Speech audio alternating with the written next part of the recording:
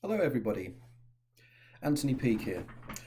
Welcome to a short but possibly quite intense description of what I'm going to be up to over the next few months and a little bit of an explanation of the circumstances going on in terms of my YouTube channel. My profound apologies for those of you who have been following my YouTube channel for now 5 or 6 years and the way in which I've decided to probably, for the time being, with regards to the Anthony Peake Consciousness Hour, probably give it a slight rest. The reasons being is that I really am quite frustrated about the way in which the technology seems to frustrate me. And it seemed to be almost becoming not only a regular thing. I mean, anybody that's ever attempted to interview me on their own podcast will know that as soon as I'm involved in something, the technology will cease to function in one way or another. And people, myself and people like Miguel Connor, have discussed it for many, many years as to what is going on here. But I was particularly concerned when I tried to do the last show when we were going out live, and of course, everything has to work if you're going out live on Facebook.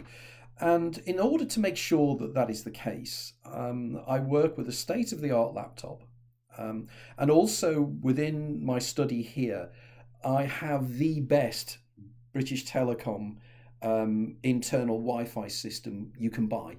It's supposed to be the very best. And the Wi Fi router literally is just up there. Okay, so I normally do the interviews from around about here, so you couldn't be closer to the Wi-Fi router. The signal was rock solid and had been rock solid all day until literally I switched on Zoom. And as soon as I went live, the Wi-Fi signal just died, completely and utterly died. We then tried to restart it again, and it died again. Then we eventually staggered to get the show started and everything else as well. And then as soon as I'd finished the show, I went downstairs, and then I came back upstairs about half an hour later to test the Wi-Fi. It was fine. It was perfect. It continued to be fine and perfect for the next 2 or 3 days until I started to work on another show. And the same thing happened again.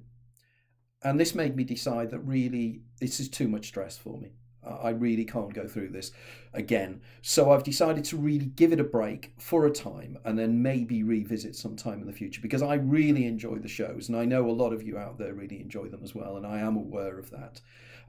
But my apologies for that, and we'll see if we can succeed sometime in the future. But I think we have to defeat the Archons first. By the way, I'm joking there.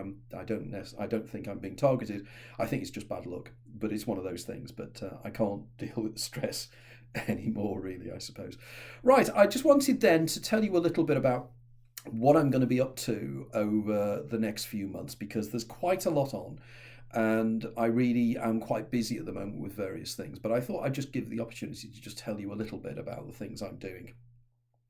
Right, the first thing I'm going to be doing is that for the next few weeks, I'm going to be profoundly focused in on finishing my book, Book 13. And this book will be my take on near-death experiences. Now, I know a lot of you know I've written consistently and regularly over a number of books about the near-death experience.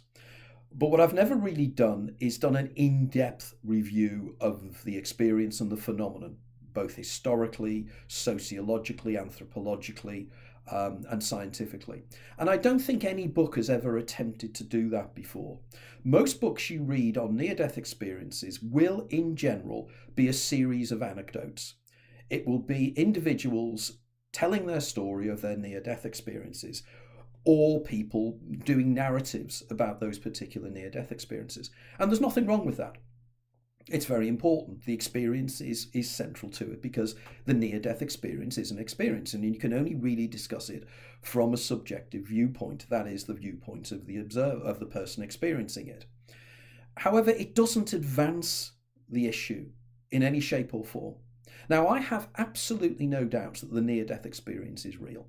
And in the book, I really go into detail about my belief in terms of that. But what I do have issues with is how we interpret the experience.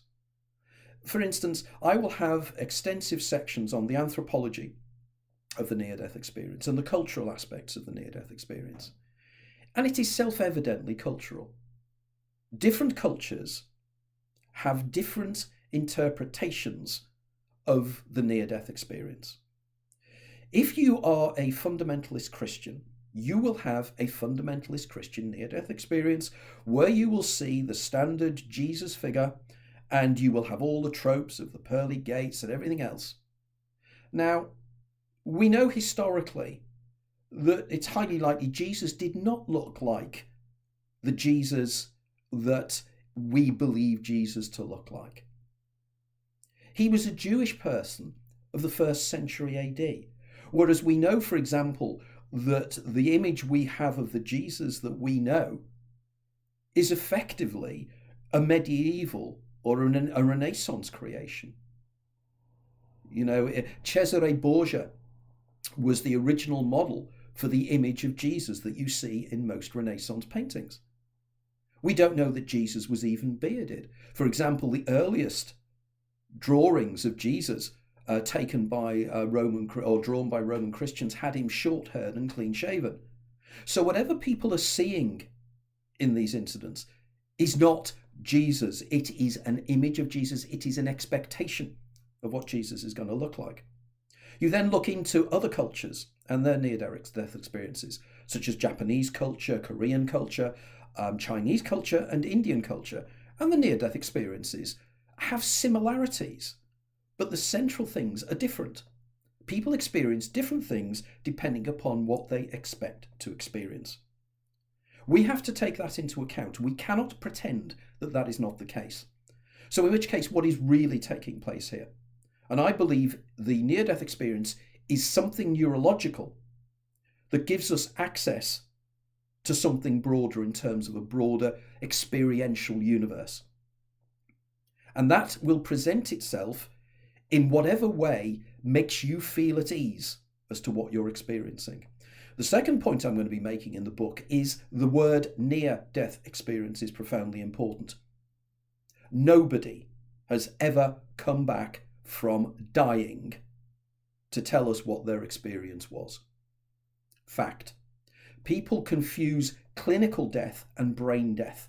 These are two completely different things. Nobody has ever come back from brain death. And this is very important. So it means that the experiences, when we say that they are near-death experiences, that's exactly what they are, near death. They're not experiences after you have died. So the question is, what is taking place at the brain during these times? What experiences, how these experiences are generated by supposedly an effectively flatlined brain is a huge question. And these are all the issues I'm going to be discussing in the book. But I'll be digging into the anthropology, but I'll also be discussing in greater detail the latest research in terms of near-death experience, the neurological research, the neurochemical research. And I'll be featuring 3 or 4 astonishing cases that have taken place in recent years, which are categorical proof that something extraordinary takes place in the brain at the point of death and immediately afterwards. And I'll be discussing that in detail in the book. Now, I'm deadlined for the book. My publisher wants it by the end of March, so I'll be very much focused in on that for the next few months, and then we start the process of editing and everything else as well. My publisher, Arcturus, we are all planning for the book to be out probably January or February 2025, when it will be released in the UK and North America and Europe. So I'm really looking forward to that. So please give me your support on this book. I do believe it's going to be quite important, and I find it quite sad that a lot of my work is ignored by academics. I understand I'm not an academic, I have no academic credibility, but nevertheless, I genuinely believe the points I'm making are of importance. And it is important to point out that the new book, the foreword will be written by Dr.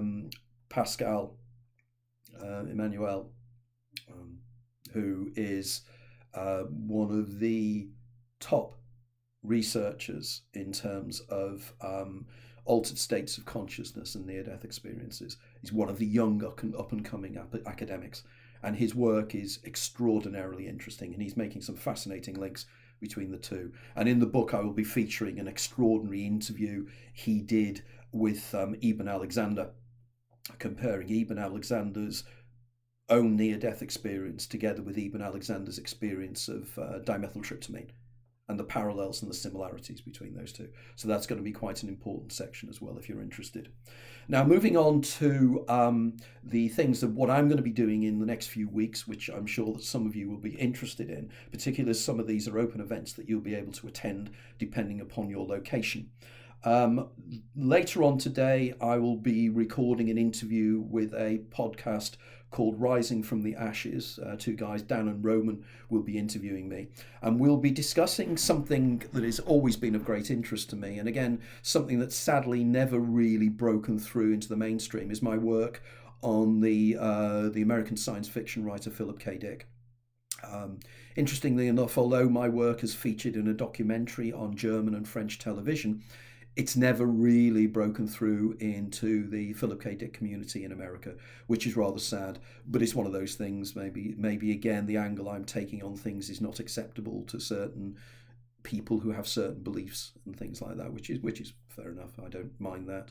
But nevertheless, I will be chatting about Philip K. Dick, so it's a wonderful opportunity to revisit that book. If you're interested, the book is called A Life of Philip K. Dick, The Man Who Remembered the Future, which came out around about 10 years ago, I think, something like that. But check that out if you're interested. Then tomorrow I have two interviews. These are all recorded, by the way, and I will post here the links to them so you can watch them when they're uploaded as well. But I'll be doing another interview with Forum Borealis from Norway, which I'll be doing tomorrow. And that will be discussing generally my work, but some of the work I'm doing now, and I'll be discussing the NDE book there as well with those guys. Then tomorrow afternoon, later in the afternoon, I'll be interviewed by my wonderful friend Alexis Brooks for her podcast, Higher Journeys. I've already done 2 interviews with Alexis, and also it was wonderful to have the opportunity to meet Alexis in person last year in California when I did the Contact in the Desert event. And what we'll be doing here is we'll be discussing the next project I'm going to be involved in, which I'll be talking about in a second, but I'll be talking to Alexis about what I'll be doing in that event as well, because that next event is something that really you should be quite interested in. I've been invited by Richard Dolan, well, effectively by Tracy Garbutt Dolan, who is Richard's wife, to do an event with her and Richard, which will be a live weekend event, which will take place on the 27th and 28th of this month, so 27th and 28th of January. It will be live in the sense it will be online, but live. So there will be discussions and everything else as well. And there's going to be a lot of very, very interesting speakers there. What I'll be doing is I'll be doing a discussion on my take on UFOs, which will be an expansion on some of the presentations I did at Contact in the Desert in California last year. But I'll be expanding in what I call my egregorial hypothesis on in terms of UFOs and alien abductions. And I'll also be talking about another section of my new book, which I didn't point out earlier on, which is to do with UFOs and near-death experiences. And I believe that there can be large parallels done with those as well.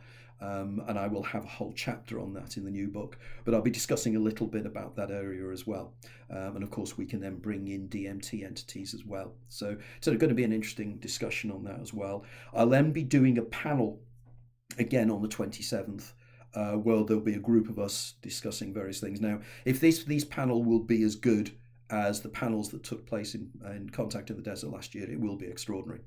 I'm a huge admirer of Tracy and her work, and Richard as well, together with my fellow panelists that will be involved in the event over the weekend. For instance, people like Russell Targ, the world famous researcher into remote viewing, will be involved as well. And in fact, some of the themes will be to do with remote viewing, because this is area of Tracy's expertise as well. And I will then be doing a workshop on the Sunday, on the 28th, which will be a personal workshop which you can join in, and I'll be discussing my overall hypothesis, which many of you know I call cheating the ferryman, but I genuinely believe that this is an effective explanator of the vast majority of non-standard human experiences.